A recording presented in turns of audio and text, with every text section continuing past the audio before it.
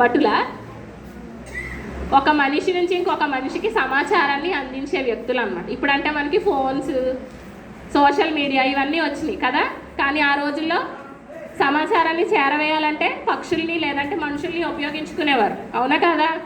అలా ఒక దూతనిచ్చి పంపించాడు అనమాట. ఎవరు? యెహోషాపాత, ఆహాబు ఎవరి దగ్గరికి? మికాయా దగ్గరికి పంపించాడు అనమాట. ఈ దూత మార్గ మధ్యంలో మికాయాతో ఇలా చెప్పిందంట. ఏమని? ఆహాబు దగ్గర ఉన్న 400 మంది ప్రవక్తలు కూడా ఏమని చెప్తున్నారు? రాజుకి అనుకూలంగా మేలునే ప్రకటిస్తున్నారు. మేలునే వాళ్ళు రాజుకి చెప్తున్నారు. నువ్వు యుద్ధానికి వెళ్ళు, యుద్ధంలో దేవుడు నీకు విజయాన్ని ఇస్తాడనే చెప్తున్నారు అని 400 మంది ప్రవక్తలు చెప్తున్నారు. కాబట్టి నువ్వు కూడా ఏం చేయాలి? అదే చెప్పు. లేదంటే రాజు నిన్ను ఏం చేస్తాడు? ఆహాబ్ గురించి నీకు తెలుసు కదా, ఆయన ఎలాంటి రాజు అని చెప్పాను స్టార్టింగ్లో. దుష్టుడు, చాలా చెడ్డవాడు. ఆయనకు వ్యతిరేకంగా ఎవరైనా మాట్లాడితే సహిస్తాడా? విడిచిపెడతాడా? ఊరుకుంటాడా? వెంటనే ఏం చేస్తాడు? వాళ్ళని శిక్షిస్తాడు. కాబట్టి మికాయాకి ముందుగానే ఆ దూత ఏమని హెచ్చరించాడు?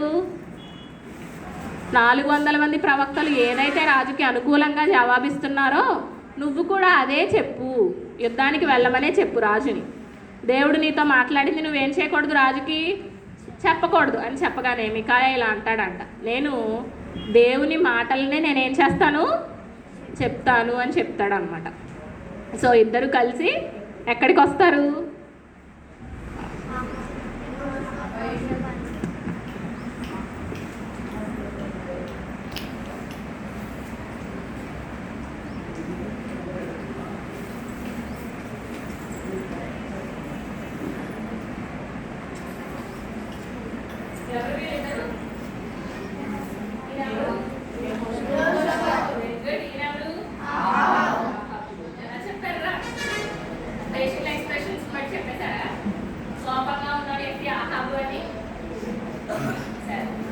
వీళ్ళిద్దరూ కూడా గౌనుల దగ్గర ఎదురు చూస్తున్నారు. ఎవరి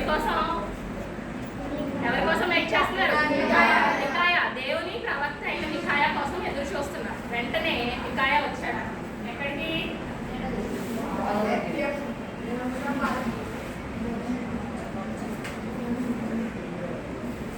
ఎవరు? దేవుని ప్రవక్త అయిన మికాయా అన్నమాట. ఈయన వచ్చి ఆహాబు రాజుకి రాగానే ఆహాబు రాజు అడిగాడు అన్నమాట. ఏమని? అరే నిద్ర వస్తుందా? పడుకుంటావా? ఇది మరి వెంటనే ఆహాబు మికాయాని అడిగాడు అనమాట. మికాయా, నేను ఇలాగా రామోత్గిలాదు మీదకి యుద్ధానికి పోవాలని అనుకుంటున్నాను, నువ్వు వెళ్ళమని దేవుణ్ణి నేను వెళ్ళాలా వెళ్ళకూడదా దేవుణ్ణి అడిగి నువ్వు చెప్పు అనగానే మికాయా ఏం చేశాడు చెప్పండి? ఏమని చెప్పాడు మికాయా? ఇందాక మనం చదివాం కదా. వెళ్ళొద్దని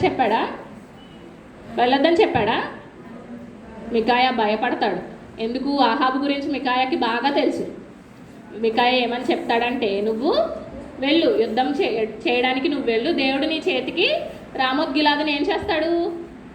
ఇచ్చేస్తాడు. నువ్వు ఆ దేశం మీద, ఆ ప్రాంతం మీద నువ్వు విజయాన్ని పొందుతావు అని చెప్పగానే వెంటనే ఆహాబుకి మికాయా అబద్ధం చెప్తున్నాడు అన్న విషయం మికాయా ఎలా చెప్తాడంటే అపహాస్యముగా, అంటే వెటకారంగా చెప్తాడు అనమాట.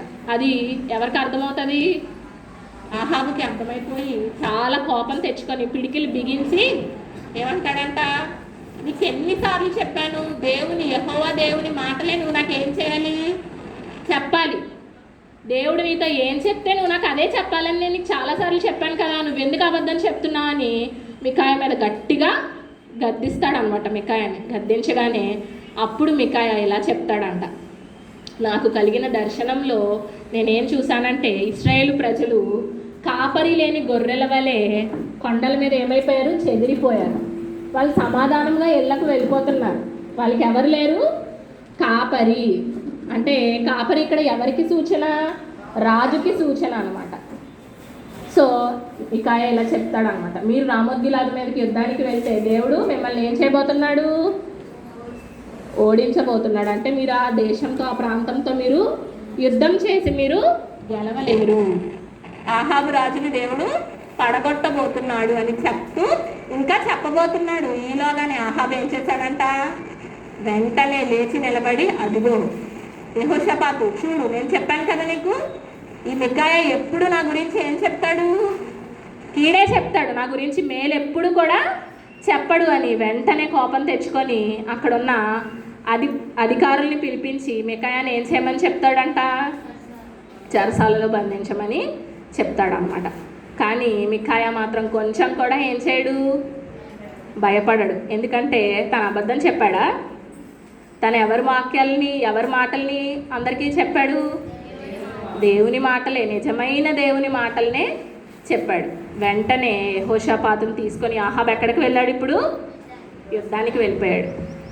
ఈ మికాయా ఎప్పుడు నా గురించి కీడే చెప్తాడు, నా గురించి మేలు చెప్పడని అనుకున్నాడు తప్ప దేవుడు నన్ను పడగొట్టబోతున్నాడు, దేవుడు నన్ను నశింపచేయబోతున్నాడు అనే విషయం ఎవరు అర్థం చేసుకోలేకపోయారు, ఆహాబు అర్థం చేసుకోలేకపోయాడు అనమాట. నిజంగా మికాయా చెప్పింది విని తన ప్రవర్తనను సరిచేసుకొని దేవుని యొద్ద మొరపెట్టి ఉంటే గనక ఆహాబుని దేవుని ఏమైనా కనికరించునేమో. కానీ ఆహాబు ఆ పని చేయలేదు. ఎలాంటి వాడు, తను అనుకున్నదే చేస్తాడు. ఎవరు ఏం చెప్పినా తన మైండ్లో ఒకటి ఫిక్స్ అయిపోతాడు, ఇంకెవరు ఏం చెప్పినా సరే ఏం చేయడు, పట్టించుకోడు అనమాట, లెక్క చేయడు అనమాట. అలాంటి మనస్తత్వం ఎవరిది, ఆహాబు రాజుది అనమాట. సో ఇప్పుడు యెహోషాపాతు ఏం చేయాలి, వెళ్ళాలా, ఆహాబుతో కలిసి వెళ్ళకూడదా? దేవుని ప్రవక్త అయిన మికాయా ఏం చెప్పాడు, మీరు ఓడిపోతారు, ఇశ్రాయేల్ ప్రజలు కాపరి లేని గొర్రెల వల్లే కొండల మీద చెదిరిపోయారు, అది నాకు దర్శనంలో కనపడింది, దేవుడు నాకు సెలవిస్తున్నాడని చెప్పాడు. అది విన్న యెహోషాపాతు ఇప్పుడు ఏం చేయాలి, ఆహాబుతో కలిసి యుద్ధానికి వెళ్ళాలా మానేయాలా, మానేయాలి కదా. మీరైతే ఏం చేస్తారు, యెహోషాపాతు ప్లేస్లో మీరు ఉంటే కనుక మీరు ఏం చేస్తారా, వెళ్తారా యుద్ధానికి, మానేస్తారా? దేవుడు ఆ పని చేయొద్దని చెప్పాడు, మీరేం చేస్తారు? కానీ యెహోషాపాతు మొహమాటానికి పోయాడు అనమాట. ఎందుకంటే ఆహాబుతో ఏం చేశాడు, వియ్యమందాడు కదా. కాబట్టి దేవుని చిత్తాన్ని తెలిసి కూడా యెహోషాపాతు ఏం చేశాడు, ఆహాబుకి సహాయం చేయాలనుకుని యుద్ధానికి బయలుదేరాడు అనమాట. ఆహాబు యెహోషాపాతుతో చెప్పాడంట, ఏమని, నువ్వు నీ రాజవస్త్రాలనే ఉంచుకో, కానీ నేను ఎలా వస్తాను యుద్ధానికి, మారు వేషంలో వస్తాను. ఎలా వస్తాను, మారు వేషంలో వస్తాను, నువ్వు మాత్రం నీ రాజ వస్త్రాలతోనే, పట్టు వస్త్రాలతోనే నువ్వు రా, నేను మాత్రం మారు వేషంలో యుద్ధానికి వస్తానని చెప్పి ఇద్దరు బయలుదేరారనమాట. ఎవరెవరు,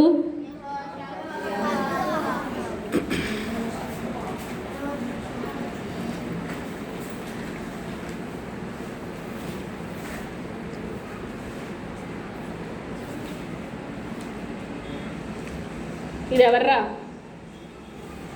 రైట్ సైడ్ ఎవరు, లెఫ్ట్ సైడ్ ఎవరు,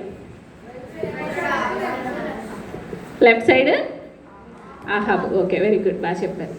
మారువేషం వేసుకున్నాడు, ఇదిగో చూసారా, రాజులారా రెడీ అయ్యాడా, మారువేషం వేసుకొని ఒక మామూలు మనిషిలాగా యుద్ధానికి వెళ్ళాడు అనమాట.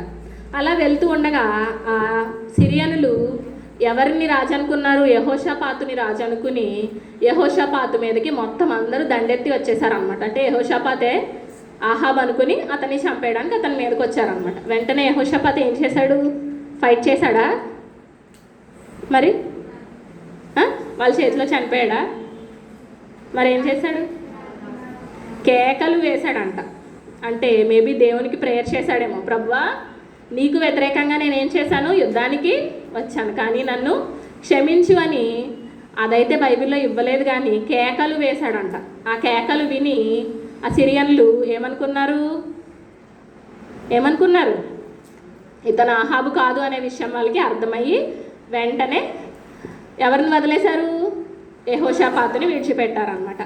ఆ సిరియనుల సైన్యంలో ఒక సైనికుడు అంట గురి చూడకుండానే ఒక బాణం వేశాడంట. గురి చూడకుండానే అంటే అనుకోకుండానే ఆహాబుని కొట్టాలని గురిపెట్టి కొట్టాడా,